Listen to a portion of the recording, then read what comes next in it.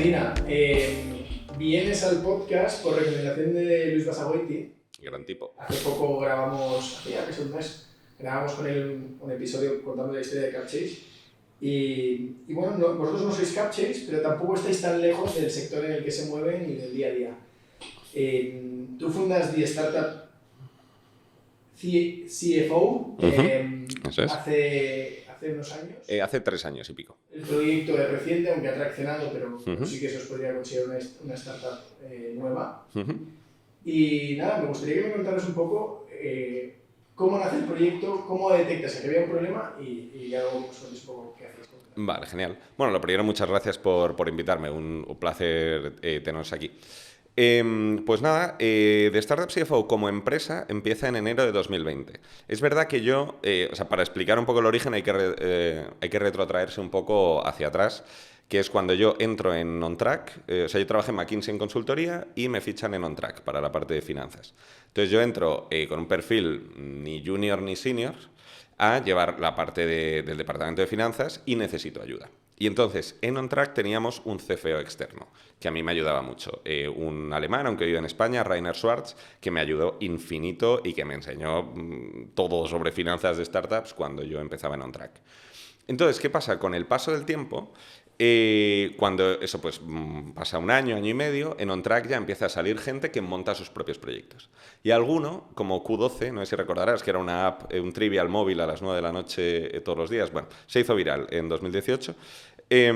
Pues, por ejemplo, lo montó un ex OnTrack y me dijo, échame una mano con los números. Quiero levantar dinero y necesito pues, un buen modelo financiero, quiero unas métricas, quiero etc.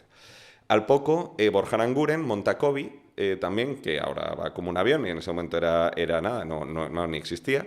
Y Borja me dice, oye, porfa, si puedes llevar tú la parte de pues, el business plan, ayudarme con la ronda, etc. Entonces me empiezan a salir proyectos part-time. ¿Qué pasa? Hay un momento dado que me cambio a trabajar en Geoblink, que de hecho es ahí donde conocí a Luis y a los fundadores de Capchase. Y entonces me cambié a Geoblink, pero me siguen saliendo proyectos a lo freelance. Entonces hay un momento donde estaba en Geoblink y tenía 5 clientes como freelance. La situación era absolutamente insostenible y decidí hacerme completamente freelance y de hecho Geoblink era un cliente más. Entonces hay un momento dado donde soy freelance de startups, haciendo este rol de CFO externo de startups, pues en ese momento con 6 clientes. Pero, como el boca a boca funciona muy bien en este sector y con los fondos, etcétera, y con business angels y eso, pues hay un momento a finales del 19 donde tengo 12 clientes yo solo. Y me iba a suicidar con 12 clientes yo solo.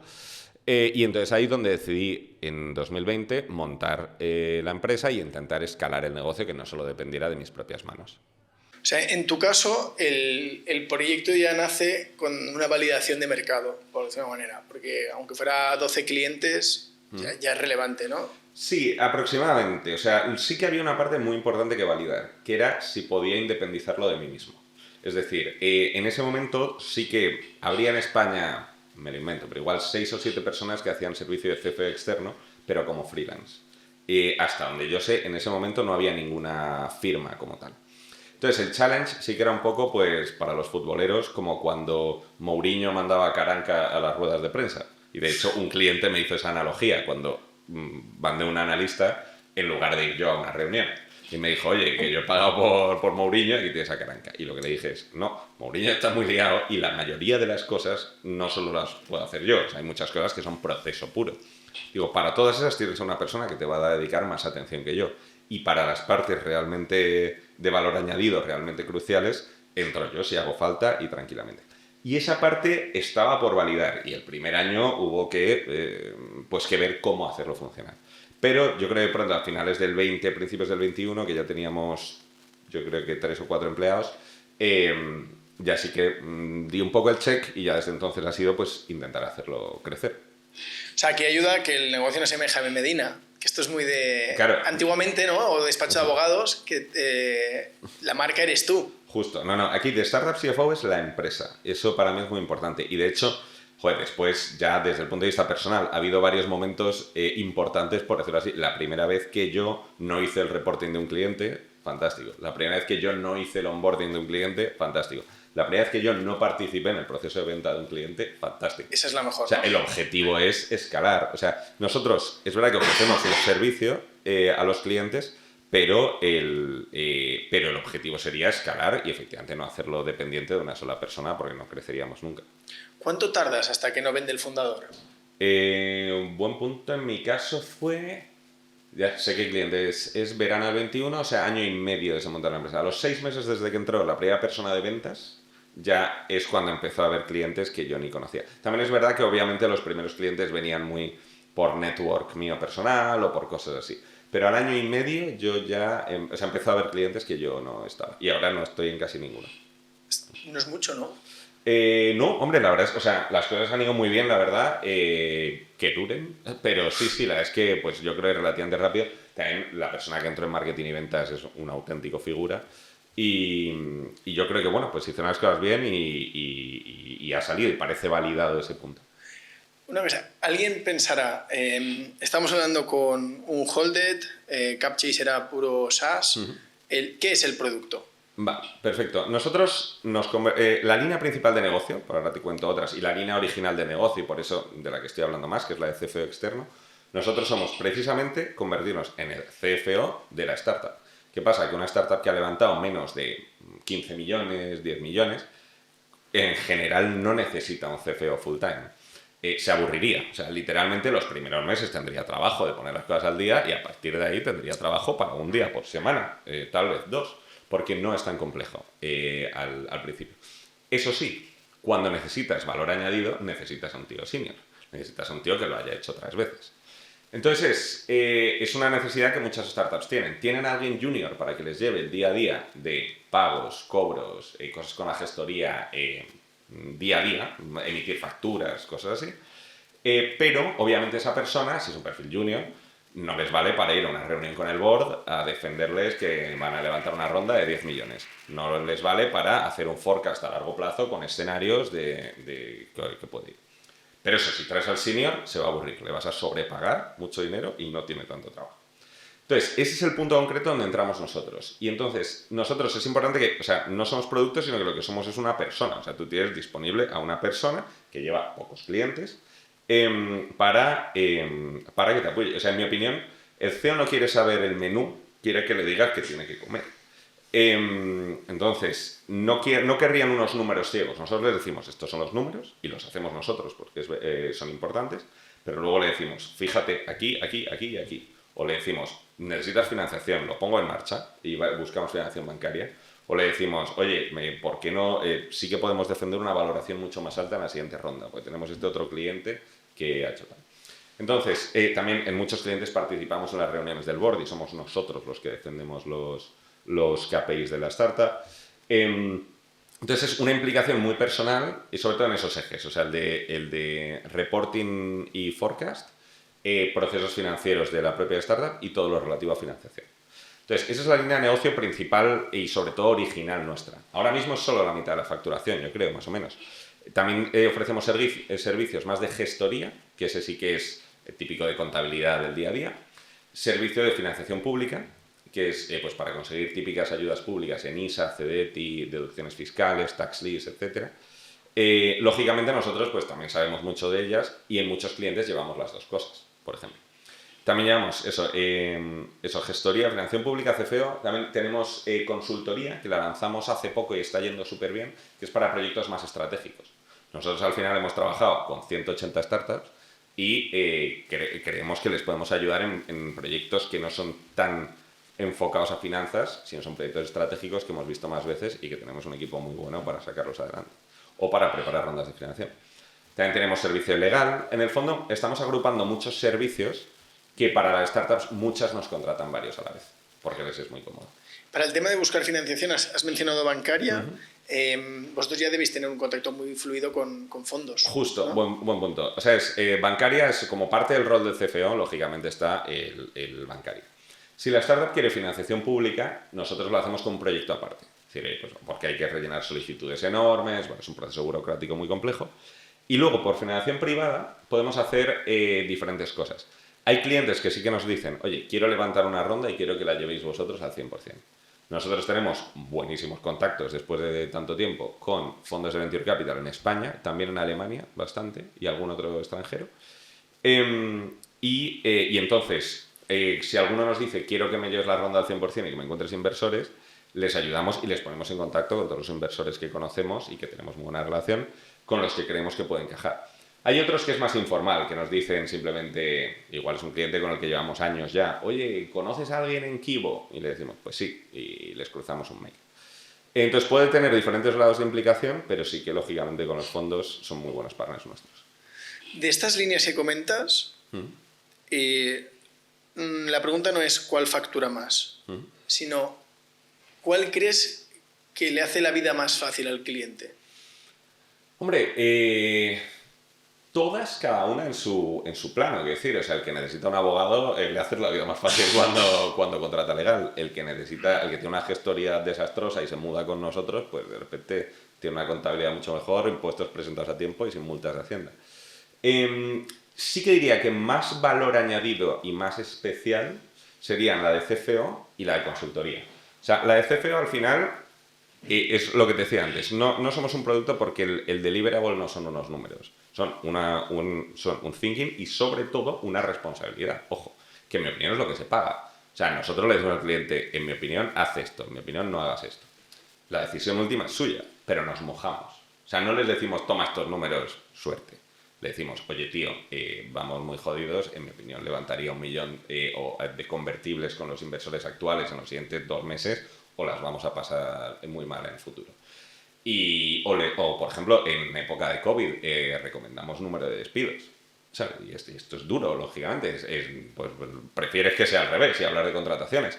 Pero tú le dices un momento dado, yo creo que te sobran 7 personas. ¿Sabes? Entonces, eso es la responsabilidad y las decisiones, en mi opinión, son lo que se pagan y la parte más diferencial. Luego, por otro lado, consultoría es parecido en proyectos estratégicos. Normalmente es verdad que más de crecimiento, pero lo mismo, o sea, a muchas startups les aconsejamos, oye, para levantar la ronda, sigue una estrategia de ir, me lo invento, a por una ronda muy grande en lugar de a por una pequeña hora, y si luego no salen las cosas, pues la hemos liado. ¿Sabes? Igual, efectivamente, hemos dado la decisión errónea, pero es que en mi opinión lo que se paga y la parte de valor añadido que podemos aportar es eso. Decisiones, responsabilidad basadas en todo el conocimiento que tenemos. Eso sí. Aunque se entiende por el contexto, no hemos dicho que el CFO es el director financiero, para gente que esté menos familiarizada con las siglas, pero ¿qué hace bueno a un gran CFO? ¿Qué le diferencia de la media? Vale, hay varias cosas. Primero, yo creo que un tema de ownership bastante importante. Es decir, una cosa es precisamente decir, toma, aquí están los números, y otra es implicarse en el negocio, darle una vuelta, meterse en números más allá de los financieros. Es decir, la gente se cree que nosotros hablamos de P&L y de balance porque son los estados financieros de todas las empresas. Y nosotros hablamos en realidad mucho más de KPIs, nos metemos incluso en marketing y el número de leads que tienes que captar porque se van a convertir de esta manera, tal. A un cliente igual le decimos por qué estás invirtiendo en outbound si el inbound te funciona fenomenal y en las operaciones lo pueden absorber. Yo qué sé, me estoy inventando lógicamente. Pero esa parte de proactividad y de ownership me parece que efectivamente distingue del que simplemente hace check y lo que asegura es que cada mes esté en el P&L y el balance porque él es el responsable del reporting. Luego, me gustó mucho, en el 4 Years From Now, di una charla junto con Dries de Housefly y con Jorge de Abacum.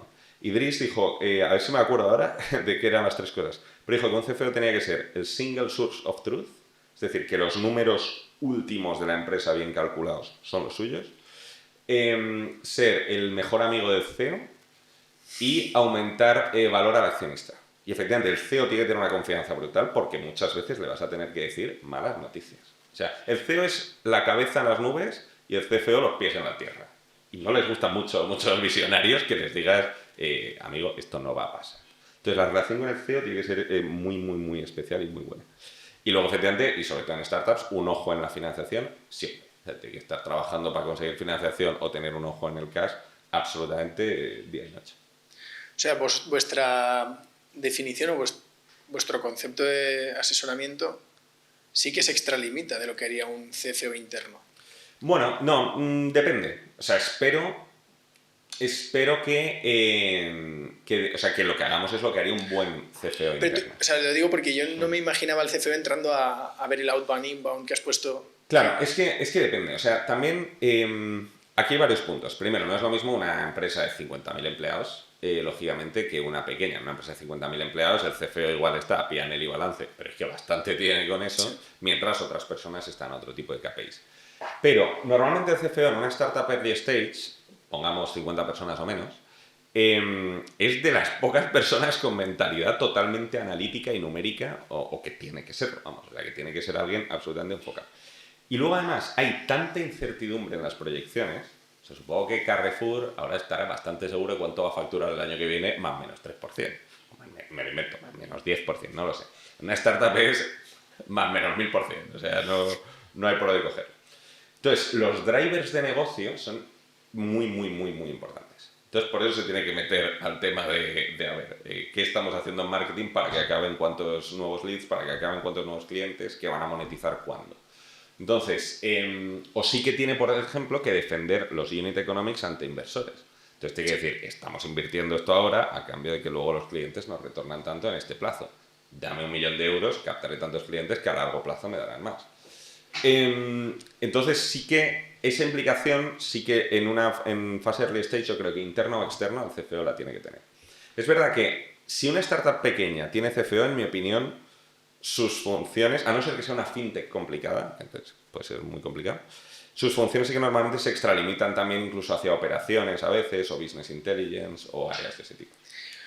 Tú tratas con muchos CEOs. Me imagino que tu interlocutor es el CEO al no haber la figura del CFO que la ocupáis vosotros. ¿Cuál es tu acercamiento a estos dos modelos que son totalmente distintos entre sí, de gasolina, rondas, crecer, y la figura de, oye, a mí me da miedo gastar, estoy dispuesto a asumir el coste de oportunidad de crecer más despacio, pero oye, esta es la primera vez que hago esto y es con lo que me siento cómodo? Sí, ahí te diría dos cosas. Primero, hay una parte súper personal, o sea, de qué camino elegir. Es decir, o sea, el camino del Venture Capital es una locura y una presión brutal, una incertidumbre brutal, y tienes que tener un perfil de rentabilidad-riesgo muy alineado con los propios fondos. Es decir, te tienes que hacer la pregunta, yo quiero una posibilidad entre tres de que esto salga y viva bien, o quiero una entre 1000 de que esto sea Facebook, ¿sabes? Entonces, por ejemplo, un inversor de un fondo muy potente en España nos decía que él solo invierte en gente que no lo hace por el dinero. Dice, si un tío lo hace por el dinero, cuando tenga X millones va a vender la empresa muy rápido. Dice, pero yo que soy el del fondo y busco el Facebook de turno, quiero un tío que lo hace porque está resentido de que su primo le salió no sé qué. Me contó literalmente de uno, dice, el sueño de su vida es saludar al rey de su país. Dice, entonces quiere montar una empresa tan gorda que acabe saludando al rey de su país. ¿Sabes? Entonces, lo que te digo, tienes que tener muy claro si qué buscas. Eso, una posibilidad entre 1.000.000 de montar Facebook, como este que quiere salvar al rey de su país y monta Facebook, o quieres algo que te haga vivir con el doble de sueldo que tendrías de asalariado y más libertad. Esa es una parte. Y luego también por otra que hay muchos modelos de negocio que, en mi opinión, no deberían ser financiados por Venture Capital. Es decir, si tú quieres montar un megaproducto súper complejo, que solo cuando esté listo vas a poder vender a bancos, imagínate, macho, necesitas financiación externa. Porque necesitas pagar a todos esos programadores y un banco no te va a comprar hasta que el producto esté fenomenal. Pero, por ejemplo, vemos muchos modelos de negocio que necesitarían una ronda de financiación pequeña para arrancar y pagar a 2 desarrolladores y tirar para adelante. Y yo creo que ahora, joder, hay gente que parece que le dices que vas a abrir una panadería en la Puerta del Sol y te dice, pero ¿cuánto quemas al mes? Pero es un negocio escalable. Pero tú, ¿cuáles son las unit economics? Y es como, tío, tranquilo, ¿sabes? Ha habido panaderías antes y las habrá en el futuro. O sea, no todo negocio tiene que ir a por la vía Venture Capital. De hecho, son pocos, en mi opinión. A mí me lo han dicho 1000 veces. Dice, vuestro negocio no es escalable. O me dice, pero ¿por qué no le metéis Venture Capital y tal? Mira, este negocio es rentable, a mí me salen los números, estoy muy tranquilo así, sin tener inversores en mi oreja preguntándome que por qué no he triplicado ingresos este mes. Y eso, entonces, tanto por la parte personal del perfil como por la parte del modelo de negocio en sí, en realidad debería meterse poca gente, yo creo, por este camino, es una locura. ¿Tú lo detectas rápido? ¿Quién está aquí porque quiere vivir bien y quién quiere salvar al rey de su país? Cuando hablas con ellos. Es que, a ver, también, hombre, supongo que hay mezclas, pero diría que es raro, en mi opinión, el que no es por el dinero estricto. Hay combinación, o sea, que decir, hay gente que sabe infinito de análisis de datos y quiere montar algo guay, pero que probablemente, o sea, quiere montar algo guay para decir check, y que con 35 o 40 años decir vale, el tema del dinero, que obviamente es importantísimo, no va a volver a ser un problema. Hay un poco de todo, pero sí que desde luego veo el que debería haberse metido en Venture Capital o no, por personalidad propia y por modelo de negocio, sí que lo veo relativamente raro. Es que la gente, sobre todo los que son simplemente oyentes o trabajan en un fondo de inversión, que están al otro lado, yo creo que es difícil dimensionar la aversión al riesgo y lo temerario que tienes que ser para el que dice, no, yo estoy montando esto y esto va a salir a bolsa. Y me da igual los competidores, sobre todo porque ahora entras en LinkedIn y cada día hay una funcionalidad de la inteligencia artificial que se carga o que te complica las cosas en un nuevo sector. Entonces, claro, no es un tema de tecnofobia, porque esto siempre ha sucedido. La tecnología siempre nos ha asustado y siempre se ha intentado prohibir, luego se ha regulado y vuelta a empezar. Sí.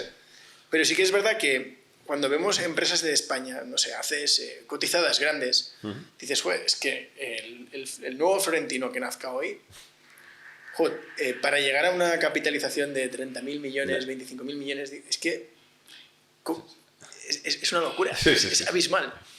Sí, no, totalmente. O sea, eso... También digo, en línea con lo que decías de aversión al riesgo o lo del perfil, yo sinceramente creo que la gente en general ve un riesgo que no es real y viceversa, y no ve uno que sí es real. Es decir, el que monta una startup muchas veces renuncia a un sueldo, pero bueno, sí puede tener relativamente claro que va a levantar una primera ronda de financiación o algo así. Entonces, muchas veces... Igual pierde un poco de dinero, en plan de va a tener un sueldo más bajo del que tendría antes o lo que sea, pero normalmente su perfil ha mejorado infinito. O sea, es un tío mega empleable. Un tío que ha montado algo y no le ha salido. Mega empleable. Además, si pasan un par de rondas profesionales, raro es que quiebren como tal. Que de un día para otro haya que bajar la persiana. Puede haber una mala venta, puede haber una fase peor y tal. Pero eso, entonces, yo ahí a la gente, ante la duda, le animo a montar su negocio, ya sea vía Venture Capital o no. A casi todos les digo que no vía Venture Capital. Pero sí que le animo a la gente, pues digo, ¿cuál es el worst case escenario? ¿Sabes?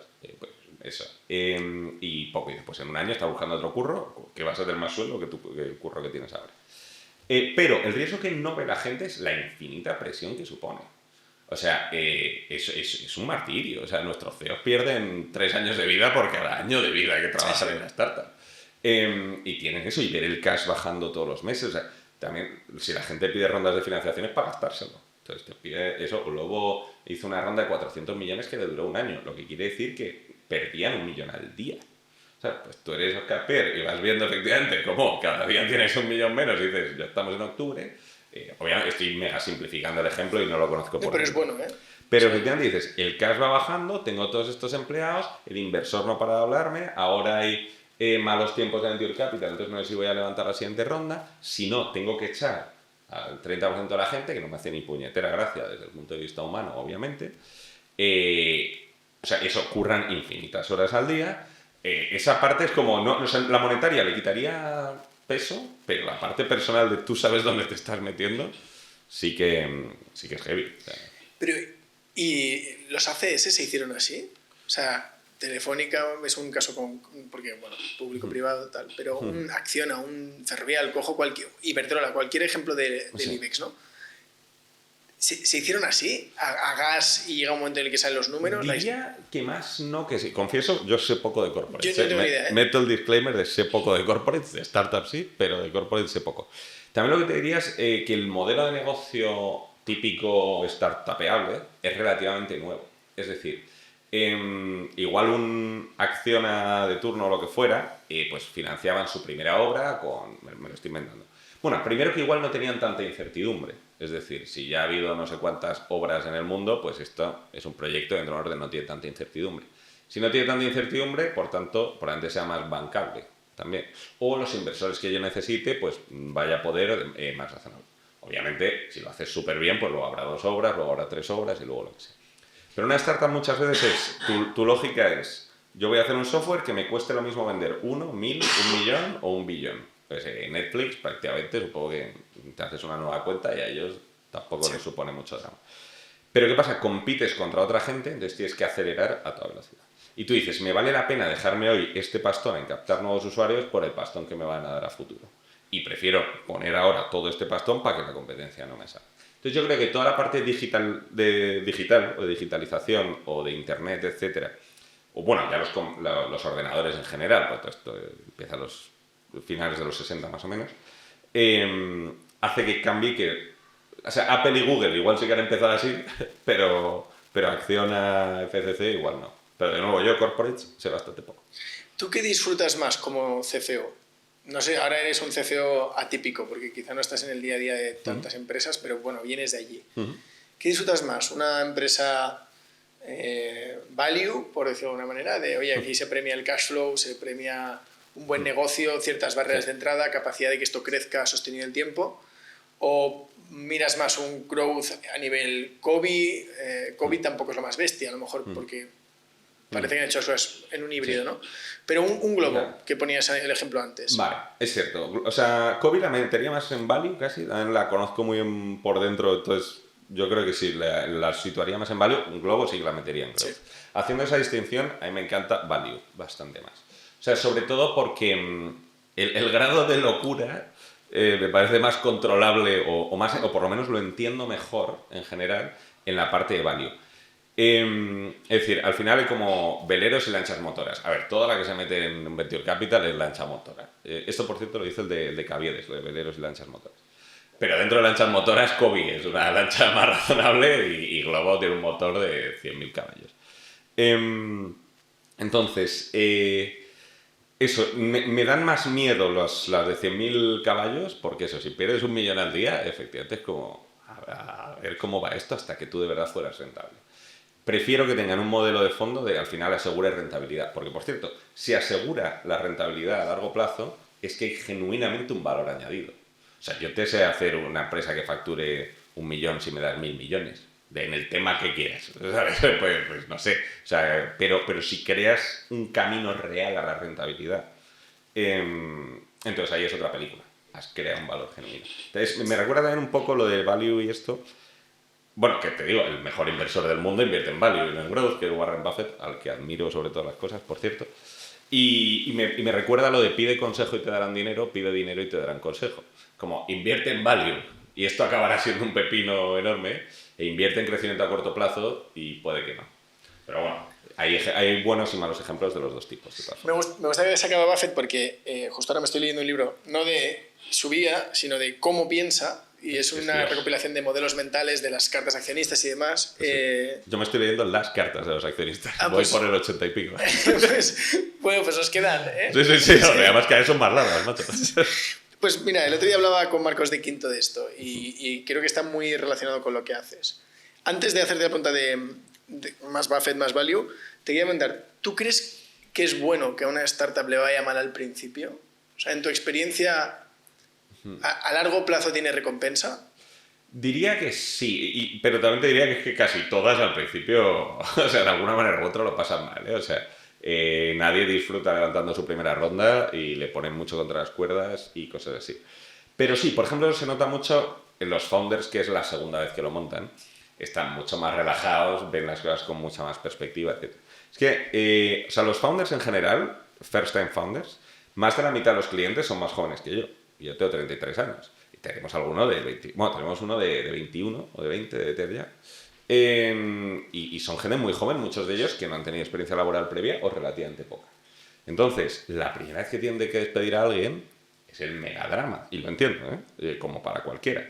La primera vez que tiene una reunión con el board pues están nerviosos como un flan y lo hacen fatal, como es normal y como lo haríamos todos.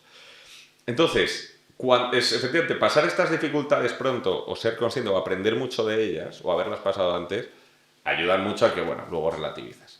Pero si es la primera startup es que los problemas van cambiando mucho a lo largo del tiempo, entonces es difícil prepararse porque no son los mismos problemas al principio que cuando ya son, yo que sé, 50, 100 empleados.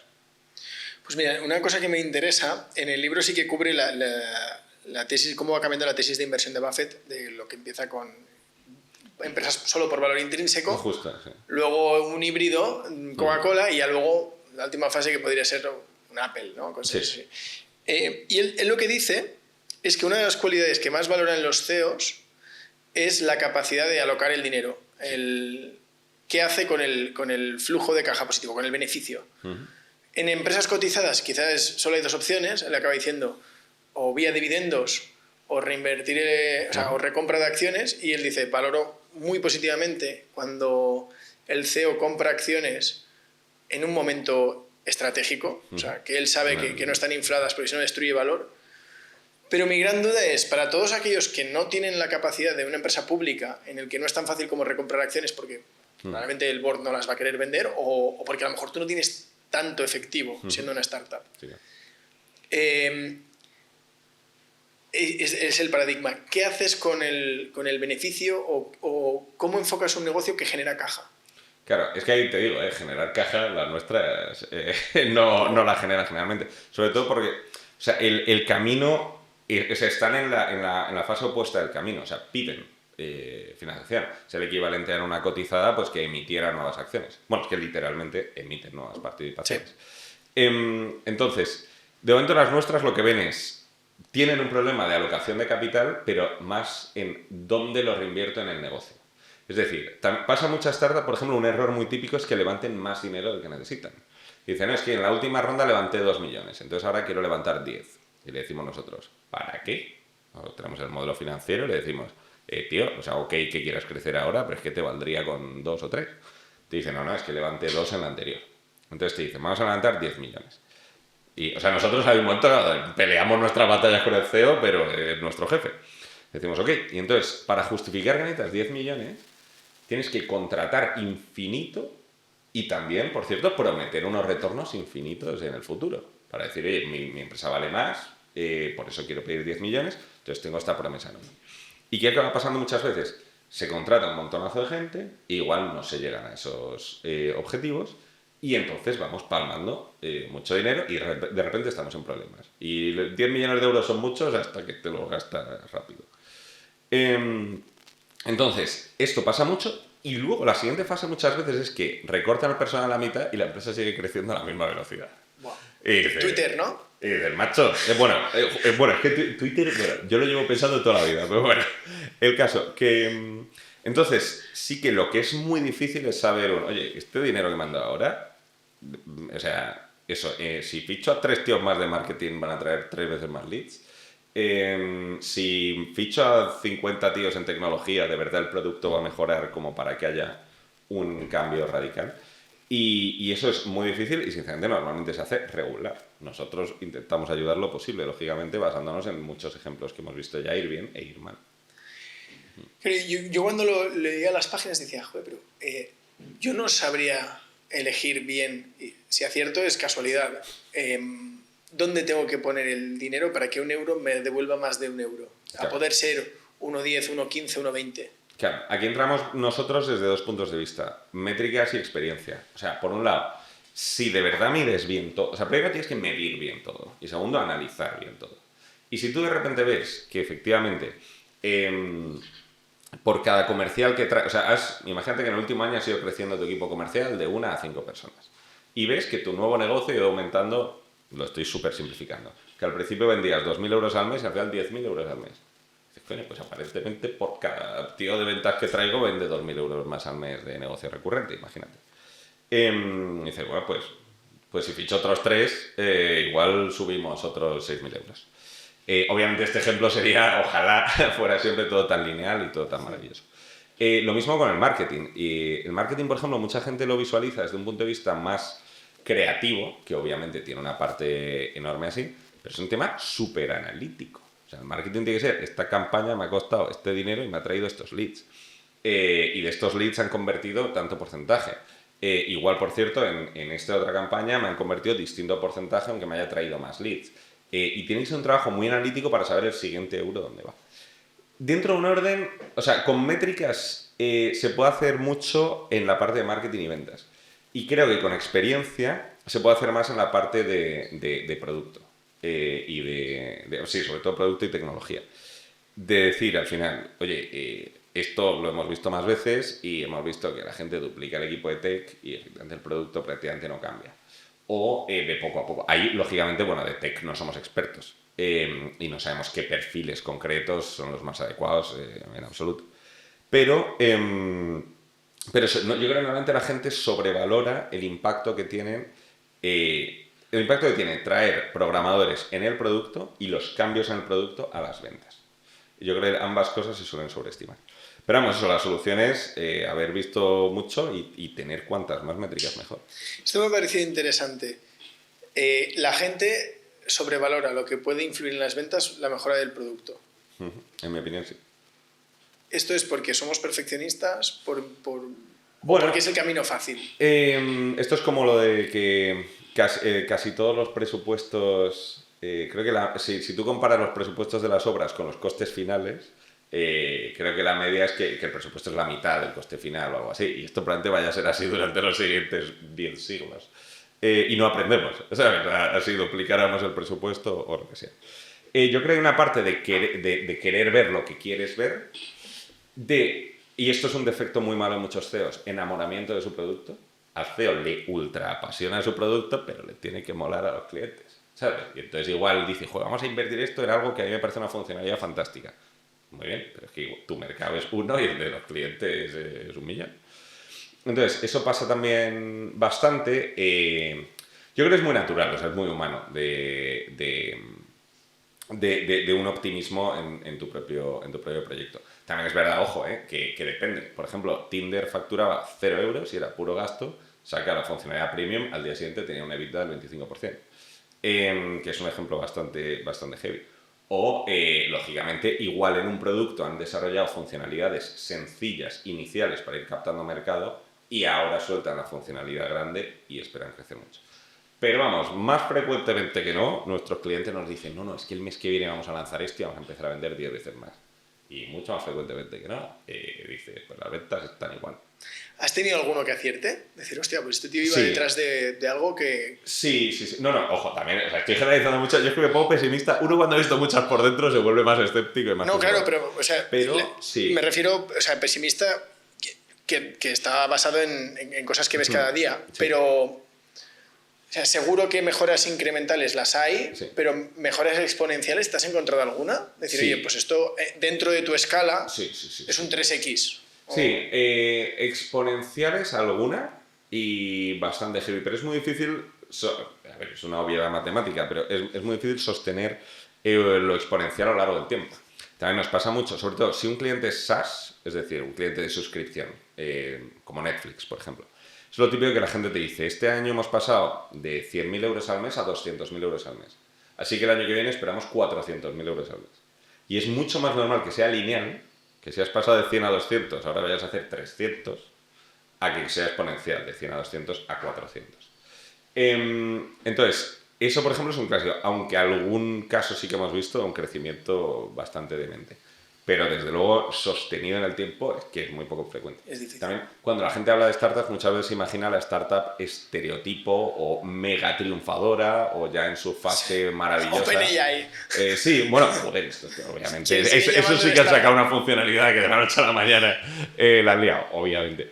Pero la startup real pasa... No es normal que los multiplicas por 10 todos los años, ¿eh? Esto no pasa. El otro día hablamos en el equipo de un libro creo que era Live with Statistics o algo así, un libro que nos habíamos cruzado, que claro, me imagino que esto, las trampas del balance, las trampas de los números os lo encontráis habitualmente. Sí. Que el tío decía, hablaba de los típicos noticias de nutrición, de tomarte un vaso de vino por la noche, incrementa un 300% tu riesgo de tener cáncer. Entonces el autor decía, claro, esto es verdad, pero hay que ver la magnitud, ¿no? Claro. Si pasas de tener una oportunidad entre 1.000.000 a tener 3 entre 1.000.000, nadie miente, pero la sensación es totalmente distinta. Claro. Sí. Entonces, todo esto os toca ir con la lupa, me imagino, porque hasta que el tío se sincera, a lo mejor os ve como un auditor. Claro, es que, ojo, se sincera o con nosotros o consigo mismo, ¿eh? O sea, porque él prefiere ver hemos aumentado en 3 veces, Bueno, imagínate, el ejemplo que me has dicho, hemos bajado en 3 veces el riesgo de cáncer.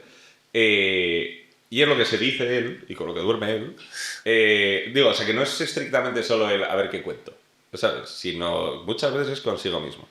Pero sí, nosotros efectivamente eso es que analizar un reporting lleva su tiempo, analizarlo bien.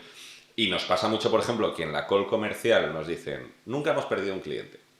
Tú entras, cogemos el cliente, ponemos a hacer los números de las facturas que han tenido a lo largo de los meses pasados, y es que de vez en cuando han perdido clientes. Preguntas y te dicen, no, pero es que este quebró. Es ok. No, pero es que este en realidad, no era un cliente fit. Ok. No, pero es que este cliente en realidad ha dicho tal, pero va a volver. Dices, bueno, tío, pierdes clientes. ¿Vale? Pierdes clientes. No pasa absolutamente nada. Todo el mundo lo hace. Yo también, ¿sabes? Pero pierdes clientes. Pero insisto, hay un matiz importante que no es solamente el qué cuentan, sino cómo te cuentas tú tu propia película.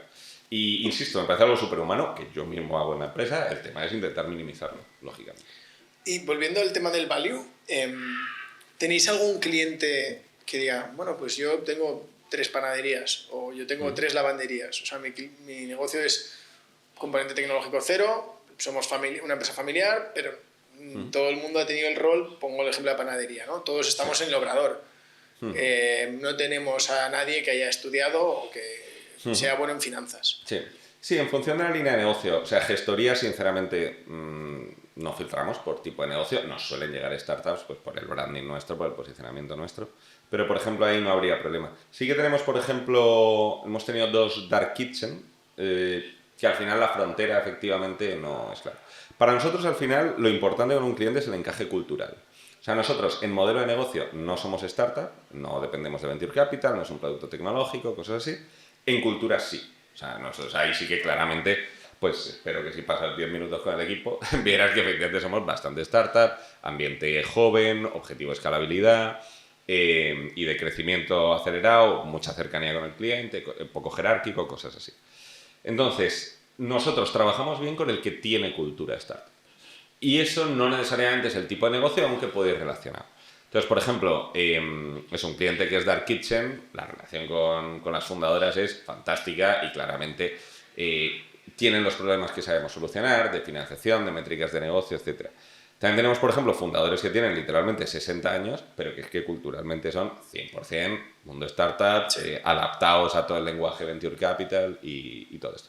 También es verdad eso, que nuestra especialización son los problemas que tienen las startups. Es decir, una cosa muy buena de trabajar con startups en la parte financiera es que todas son muy parecidas. Tienen los problemas de la siguiente ronda de financiación, de los KPIs, de las unit economics, de cosas así, pero no son competencia entre sí. Y eso también hace muy divertido nuestro trabajo. Una mañana estás con una dark kitchen, al rato con un software de lo que sea, al rato con un coche eléctrico, ¿sabes? Con lo que sea. Pero ese tipo de problemas que tienen en común son los que de verdad nosotros somos expertos. Y Jaime, para ir terminando, ¿cuál es la proyección? O sea, si The Startup CFO contratara a The Startup CFO, ¿qué veríamos? ¿Qué inquietudes tenéis a futuro que estáis intentando mejorar para estar donde queréis estar? Cuéntame un poco. Sí que te diría, visión a muy largo plazo, que a mí me encantaría, es poder ofrecer más servicios, o sea, un poco que el cliente llegue aquí. O sea, tenemos luego muchísimo cross-sell entre líneas de negocio. Entonces, que el cliente llegue aquí y decir, si es una startup ya con nosotros, problema que tenga, problema que sabemos solucionar. Lógicamente, la parte inicial es la parte más administrativa, por llamarlo así, finanzas, legal, consultoría, gestoría, etcétera. Pero cada vez abrir cuanto más abanico de productos mejor. Y decirle, somos expertos en startups, ¿con qué te puedo ayudar? Después, abrir una segunda parte que es la parte internacional. Acabamos de abrir oficina en Alemania, de hecho, porque teníamos varios clientes allí para atacar más el mercado de allí, que está yendo bastante bien la expansión. Y entonces, idealmente, poniéndome visionario de nuevo y pasándome a posta, pero oye, si lo de la oficina de Alemania sale bien y es rentable y retorna su margen, pues abramos más. Entonces, idealmente, decir, oye, pues si hacemos muchos servicios en muchísimas oficinas, pues estupendo. Salvando las distancias, obviamente, pero es un poco como una Big Four o como esto, pues oye, en nuestro micro nicho de startups, pero si en algún día fuéramos la referencia, pues oye, tanto en España como en otras oficinas, y esto funciona, pues fenomenal. Hay una parte buena, si esta visión no sale, no nos vamos a la mierda. Es decir, o sea, en muchas startups tienen unos planes enormes que si no salen tienen un problemón. Bueno, aquí Nosotros elegimos ser velero y creciendo poco a poco y, oye, pues efectivamente reinvirtiendo lo que va generando el negocio.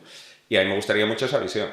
Me gustaría también hacer crecer nuestra parte de Academy, esa no te la he comentado antes, que es un curso que tenemos para aprender finanzas de startup, que ya llevamos 6 ediciones. Y esa me gustaría hacerla crecer para seguir fomentando la formación en temas relacionados con startups, aunque no sea exclusivamente finanzas. Y luego, en algún momento, probablemente ponernos a invertir, que este es un plan, pero esto sería mínimo dentro de un año. Si al final conocemos muchas startups, muchas de ellas llevamos años trabajando con ellas y nos creemos los proyectos, pues oye, decirle, oye tío, yo te pongo pasta para seguir creciendo. Al final creo que sabemos bastante, que vemos muchas. Algunas lo hemos hecho con tickets muy pequeños, pero sí que en algún momento abrir una pata de inversión me gustaría también. Pero vamos, todo esto es muy visionario, igual llegas aquí dentro de un año y somos los mismos 25 con el mismo trabajo. No, pero tiene que serlo. Yo creo que cuando haces una pregunta a futuro, si alguien no tiene capacidad de soñar, también es una alerta, ¿no? Efectivamente, y es una cosa que a mí personalmente me motiva mucho y sí que estamos aquí para crecer. Obviamente a todo el equipo le motiva mucho también y creo que de verdad que podemos trabajar en añadir ese valor. Y si no podemos, que la realidad nos ponga en nuestro sitio. O sea, vosotros vais a una media, ahora irá subiendo de unas 60 empresas al año, más o menos, ¿no? Bueno, es difícil medir nuestro número de clientes, de hecho, porque cuando nosotros empezamos a trabajar con un cliente, por ejemplo, en CFO, en gestoría, etcétera, es recurrente en el tiempo. Entonces, con CFO normalmente están con nosotros 2 o 3 años, por ejemplo, hasta que o quiebra o se vende o crecen demasiado y ya necesitan a alguien interno. Para nosotros es un éxito. Luego eso, la línea de financiación pública, en cambio, son ayudas puntuales. Entonces, hacemos X proyectos y de ellos salen algunos y cosas así. Entonces, la recurrencia es que igual hacen un proyecto con nosotros este año y dentro de 3 piden otra financiación pública y que ahí les encaja.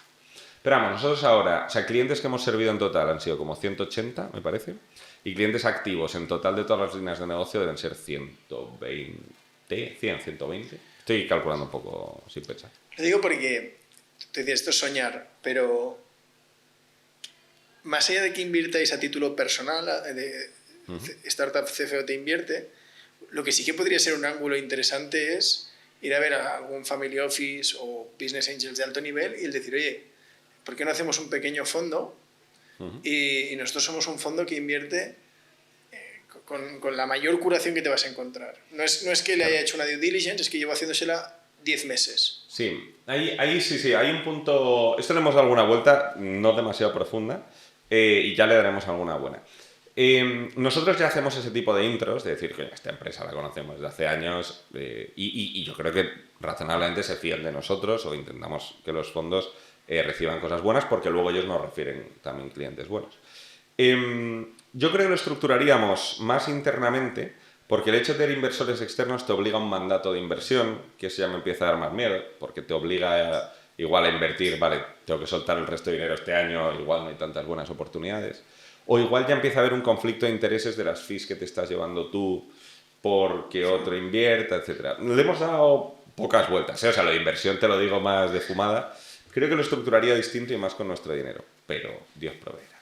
Creo que veo aquí hay dos caminos muy locos. Uno es el fondo de Startup CFO y luego una línea como de agencia de rating de startups. Es que más o menos espero que lo seamos cuando referimos a alguna. Pero sí, sé lo que dices, es decir, oye, sé que si estos han trabajado... Hombre, por lo menos una cosa que sí que podemos garantizar, startup que tenemos nosotros, los números están bien hechos. Luego puede que sean malos, pero están bien hechos, eso seguro. No me voy a encontrar una Elizabeth Holmes aquí. Efectivamente, ostras, esa historia es espectacular, la de Ceranos. No, pero sobre todo de decir, o sea, los fondos, por ejemplo, nos recomiendan mucho a startups de su portfolio porque quieren el mismo reporting. Pues dicen, oye, quieren a alguien al volante, quieren que se puedan fiar de los números. Entonces ahí yo creo que sí que cierto check tenemos. A mí, lo que me gustaría, de nuevo poniéndome visionario, por ejemplo, en la línea de consultoría, es en algún momento ser la referencia. O sea, decir, oye, quiero hacer un proyecto de revisar mi pricing. Estos tíos lo han hecho 100 veces con startups que ahora son punteras. Pues oye, voy a contratarles a ellos. Hay que ganarse esta reputación, lógicamente. Nos decía el otro día un inversor, y tenía razón, dice, lo que no os podéis permitir es una cagada importante. Dice, como algún día tengáis un cagadón de reputacional, dice, os vais abajo. Entonces, bueno, pues hay que vivir, hay que estar a la altura de ese estándar y cumplir. O sea, y por eso hay que tener muy buen equipo y hacer las cosas muy bien. ¿Quién podría comprar Startup CFO? Le he dado alguna vuelta alguna vez. No es un objetivo per se, pero aquí, de nuevo, y volvemos casi a lo que hablábamos de los CEOs, está la parte un poco visionaria que te acabo de contar, de montar algo enorme, está la parte también personal de decir, déjate, si a qué me soluciona la vida, ¿sabes? Pues igual me pondría a hacer otra cosa. Yo creo que, o sea, sí, no le he dado ninguna vuelta seria. Supongo que igual alguna Big Four o alguna consultora grande que se quisiera meter en startups, supongo que, lo estoy tirando, no me hagas ningún caso. Supongo que igual dirían, estos tíos saben cómo funcionan las startups y nosotros solo sabemos cómo funcionan los corporates. Sé que en Estados Unidos y en algún otro país hay soluciones parecidas a la nuestra, aunque con producto también. O sea, que tiene una pared tecnológica muy fuerte y el servicio on top. Entonces, alguien de ese estilo que dijera, amplío mi cartera de clientes o amplío presencia en España o en las geografías que estuviéramos en ese momento, que espero que fueran más. Cosas así. Pero vamos, de nuevo, nosotros somos más el velero que la lancha motora, o sea, en ese aspecto. Pero bueno, a ver qué pasa. A ver, caso a caso, yo de momento me divierto en el día a día. Oye, si alguien llama, coger el teléfono, a ver qué quiere. Pero vamos, tampoco es algo que tenga top of mind. Pues, Jaime, ha sido un placer. Si te parece, dejamos aquí grabado que cuando abras otro país, aparte de Alemania, nos volvemos a ver. Adelante, oye, pues ojalá, si Alemania va bien, o sea, yo tengo que ver que 6, 9, 12 meses más, el consolidar que Alemania crezca por sí misma y es rentable para decir what's next. Oye, con un poco de suerte, todos nos vemos pronto. Sí, hacemos una actualización, pero ya serán 3 países y eso seguro queda para una charla. Ha sido un placer, muchas gracias. Muchísimas gracias a ti.